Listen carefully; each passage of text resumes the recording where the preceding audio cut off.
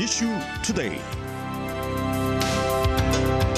네, 오늘 이슈 투데이에서는 LA 타임스의 박종찬 기자와 함께합니다. 어서 오십시오. 안녕하세요. 네. 근데 잠시 지금 속보부터 좀 전해드리고 가야 되겠는데 오늘 아침에 이 켄터키주 루이빌의 한 은행에서 총격 사건이 발생해서 4명이 사망하고 8명이 부상을 당했다는 소식을 전해드렸습니다만은 총기 난사 사건을 벌였던 용의자가 이제 현장에서 숨지고 말았는데 이 용의자가 이 은행의 전 직원이었던 것으로 지금 수사가 진행이 되고 있다는 소식입니다. 그래서 용의자는 사건 현장에서 총격전을 벌이던 도중에 숨졌는데 스스로 목숨을 끊은 것인지 사살된 것인지의 여부도 확인 중이라고 경찰이 설명하고 있습니다. 8명 부상자 중에서 2명이 경찰인데 그 2명 중에 1명은 지금 중상으로 지금 알려져 있고 켄터키 주지사는 오늘 이 2명의 경찰관이 자신의 절실한 친구다라고 이야기를 하고 있다는 소식이 들어와 있습니다. 자, 박 기자. 안녕하세요. 대만의 총통이죠. 차잉잉원의 LA 방문 후에 중국의 군사적인 보복이 시작되고 있는데 미국에 있는 중국계 주민들도 이번 방문에 대해서 많은 얘기를 하고 있는 것 같습니다. 또 한 가지 소식, LA 커뮤니티 칼리지에서 한국어로 된 수입이 있다고 하는데 오늘은 이 2가지 소식을 좀 전해주시기 부탁드리겠습니다.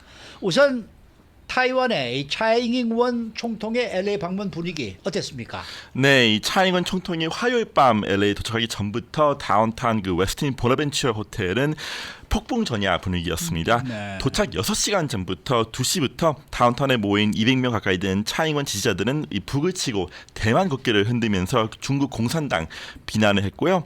7시부터 버스를 타고 한 200명 정도가 온 시위자들은 하나의 중국을 외치며 중국 국기를 흔들었습니다. 지지자들과 시위자들이 만나자마자 물리적인 충돌이 벌어졌는데요. 차잉원 지지자들은 시위자들이 팻맛을 빼앗고 짓밟으려고 했고 경찰이 테이프를 치고 두 사이를 가려놓으면 했습니다. 네네. 이 대만 총통을 지지하는 사람들이 중국에서 온 지지자도 많았다는 얘기가 있어요. 네, 그렇습니다. 좀 흥미로운 부분인데요. 네. 대만 독립을 지지하고 있는 대만 분들도 많습니다. 그리고 또 대만계 미국인이 왕관을 쓰고 이제 차잉원 대통령 총통을 이제 반기는 모습도 흥미로웠는데요. 하지만 많은 지지자들이 이제 미국에서 활동하고 있는 중국 민주화 운동가였습니다. 아하, 그렇겠죠. 네, 이 운동가들은 중국에서 공산당을 비판하는 목소리를 냈다가 체포되거나 불이익을 받았다면서 민주주의인 대만이 중국이 미래일 것이라는 희망을 가지고 얘기하게 됐는데요. 몇 운동가들은 대만이 진정한 중국이라면서 중국 공산당은 불법으로 통치를 하고 있다. 이렇게 강경하게 얘기를 하기도 했습니다. 그러면은 이 차잉잉원 총통을 반대하는 시위자들은 어떤 주장을 하고 있는 거예요? 이 시위자들은 좀 버스를 타고 조직적으로 움직였습니다. 이분들은 차잉원은 평화를 원하지 않는다면서 미국도 50개의 주의가 모인 하나의 나라라면서 왜 중국과 대만은 하나의 나라로 인정하지 않느냐는 편말을 들었는데요. 이분들은 중국과 미국의 관계가 좋아져야 된다면서 미국과 중국을 두 개족으로 같이 생각한다는 얘기를 하게 됐습니다. 또한 한 분은 남한과 북한도 통일을 원하지 않느냐. 근데 왜 대만과 중국이 통일을 받아들일 수가 없냐 이렇게 되묻기도 했습니다. 네. 대만의 차잉원 총통과 하원의장 케빈 메카티가 레이건 도서관에서 만나기도 했잖아요. 네, 제가 가봤는데요.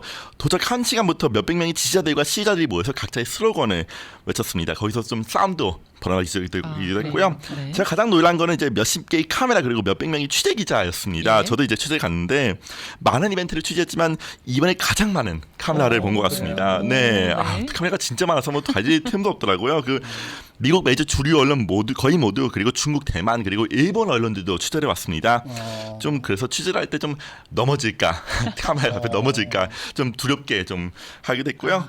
왜냐 워낙 많은 사람이 모여가지고 좀 정신증은 없었습니다. 네. 그렇군요. 네. 이게 이미 미팅에 대해서 기사가 많이 나와 있죠. 그런데 혹시 흥미로운 뒤 얘기가 좀 있을까요?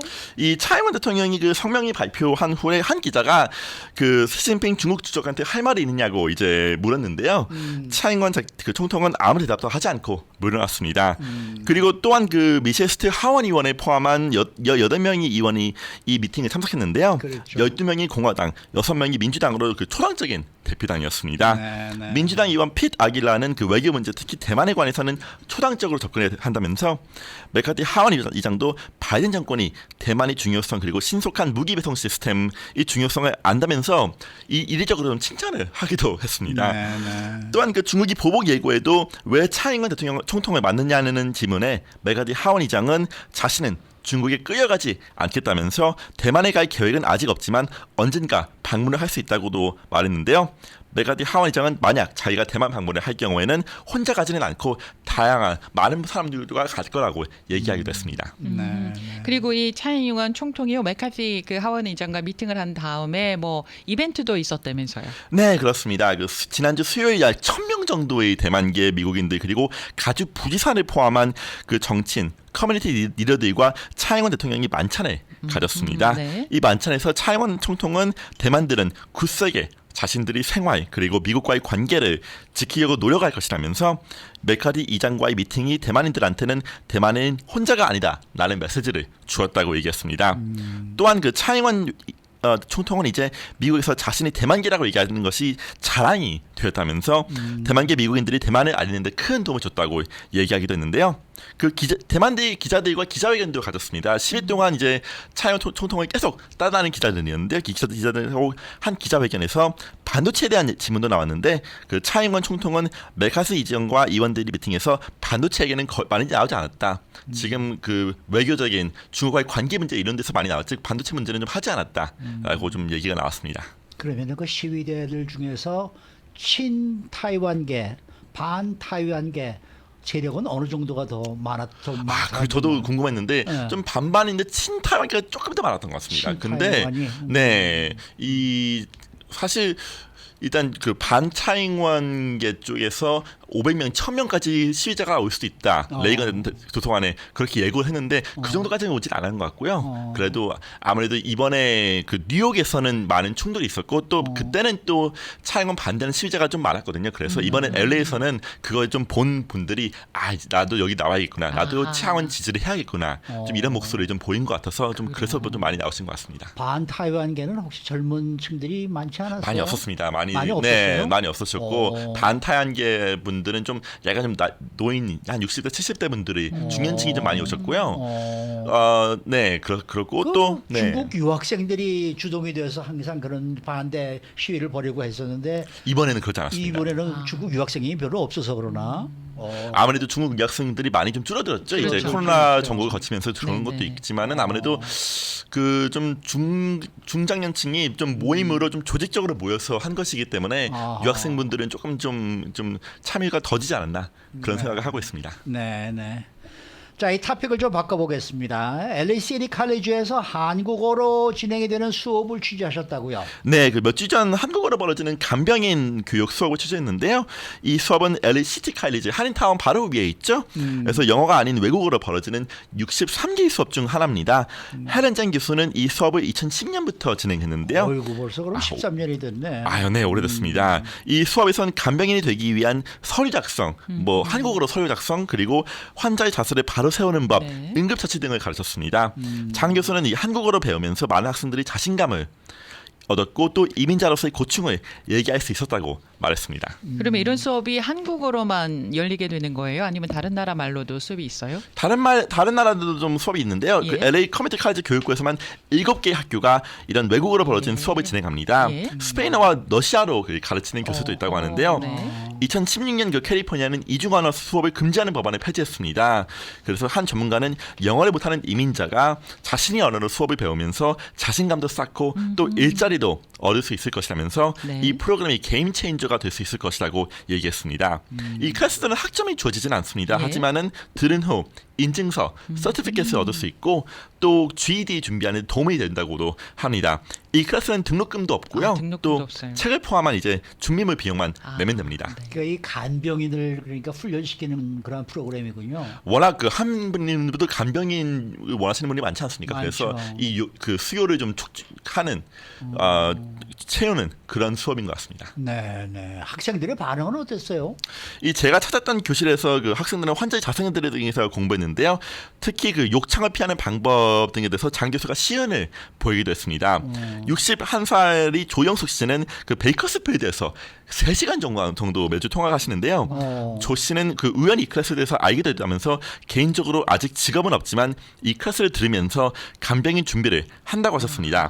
그 조 씨는 베이커스필드에서는 한국 사람이 없다면서 이제 두려움을 얘기했지만은 장 교수는 베이커스필드에도 간병인을 원하는 한인들이 많다면서 조 씨가 문을 두드리면 열릴 것이라고 좀 얘기하기도 했는데요. 조 씨는 이 클래스를 들으면서 자신감이 생기기 시작했다고 말했습니다. 그래요? 네. 그리고 또 62살 몬테베르 사시는 그 에라구 씨는 라디오 코리아 인터넷 광고를 꽤 많이 하시더라고요, 이 교수님이. 예, 그래서 예. 그 광고를 통해서 이 클래스 얘기를 들었다고 하시는데요. 구 씨는 아직 간병인이 될지는 모르겠지만은 이 클래스는 미리 준비하는 나를 위한 투자라면서 이 한국말을 배우는 영어를 배우는 것보다 100배 정도 낫다고 얘기했습니다. 이해도 그러니까 하는 배우시는 분들 중에 그 뭐 이렇게 좀 취직을 위해서 배우시는 것보다 자기 자신과 자기 가족들을 네. 위해서 지금 미리 배워두는 그런 입장인 모양이죠. 그렇죠. 아무래도 간병인이라는 게 약간 나이가 좀 들어도 할 수 있는 그렇지, 직업이잖아요. 그렇죠. 그러니까 이런 은퇴를 하고 나서도 그 자기를 위해서 뭐 직업이 될 수도 있고 또 가족을 돌봐야 될 상황이 올 수도 그렇겠죠. 있어요. 그래서 그런 상황에서는 많이 배우시는 게 아닌가 생각을 하고 있습니다. 이 간병인 구하기가 그렇게 힘들다 그러더라고요. 그렇군요. 네. 네네. 그리고 뭐 워낙에 저희 뭡니까 저 시간당 저 페이롤이 자꾸 올라가니까 그걸 또 어포드 할 수 있는 사람이 없고 그러다 보니까 이제 간병인도 이렇게 이 구에서 쓰던 분이 또 이제 안 하겠다 그러기도 하고 네. 또 일을 하다 보면은 또 이제 월급들은 다 올라가지만은 이 간병이라는 게 또 굉장히 힘든 일이잖아요. 그러니까 이제 하시던 분이 또 안 하시는 분들도 계시는 거고 없고.